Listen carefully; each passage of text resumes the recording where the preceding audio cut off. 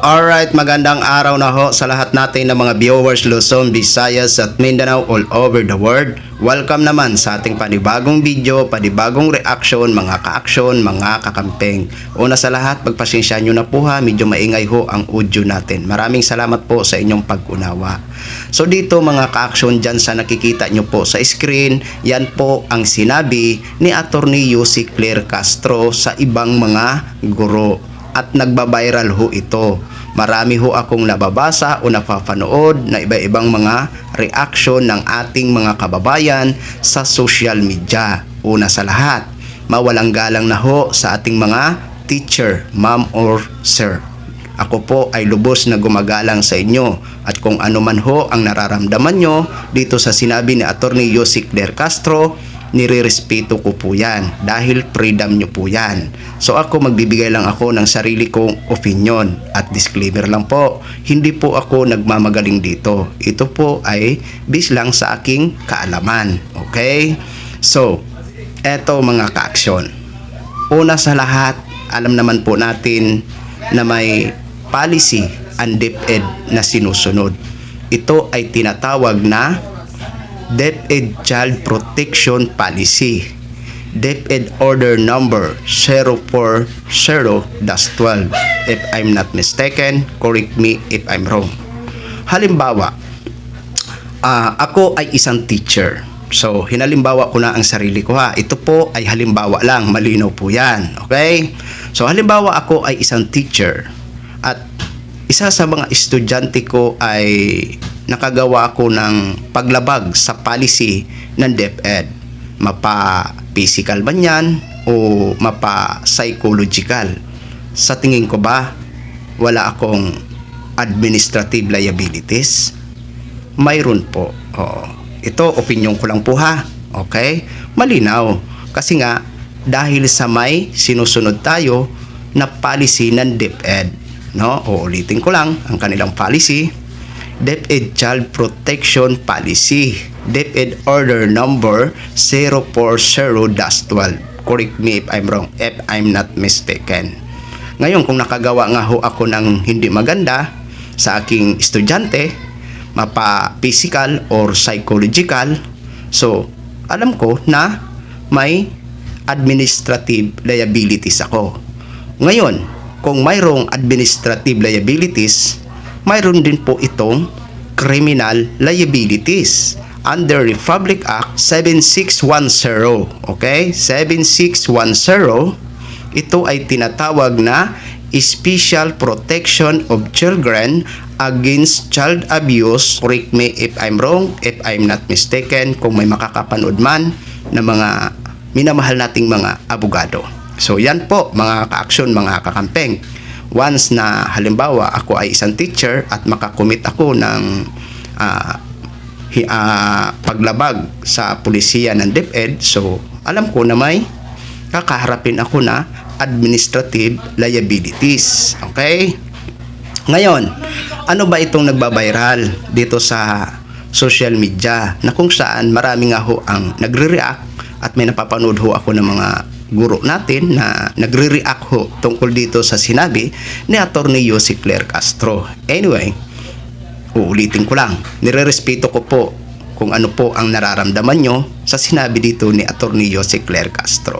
Okay? So ito po ang sinabi, kasi basahin ho muna natin ito.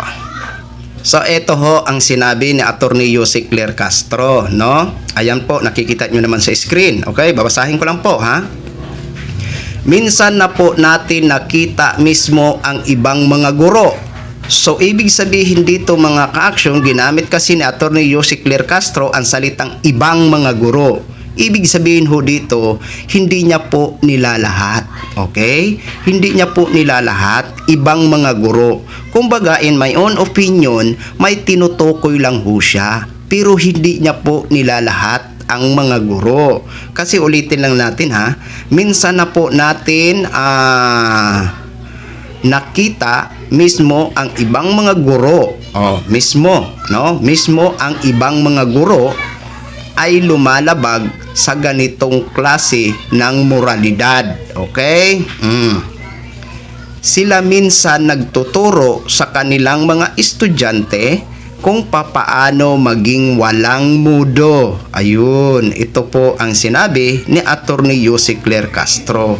Kumbaga for short mga ka-action, hindi nga ho ito nilalahat ni Yussi Claire. Okay?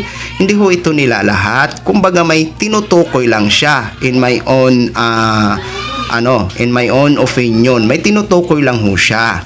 Kasi kung naalala nyo kung sino ho ang nakapanood sa video ko na isang teacher nga ho, no, ay aminado sa kanyang pagkakamali na kung saan nga ho ay naghingi siya ng apology in public, no? Sino ba ang nakapanood nun? Ano po natin dito, tinakil ho natin dito sa ating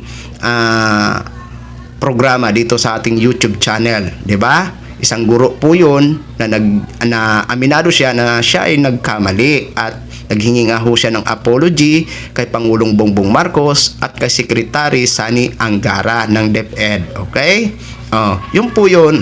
Kasi nga may gumagawa kasi siya ng content sa loob ng classroom at kasama niya ang ilan sa kanyang mga estudyante. At napanood ko nga ho ang video, tungkol yata doon kay Mr. President ang nila. So hindi naman maganda ang naging content niya. So kumbaga dito mga ka-action, for short talaga, kung lawakan lang natin ang ating comprehension o pang-unawa, no? Hindi naman po nilalahat ni Yussi Claire Castro. May tinutukoy lang ho siya. Okay? At ito naman ay isa lang naman na paalala, 'di ba?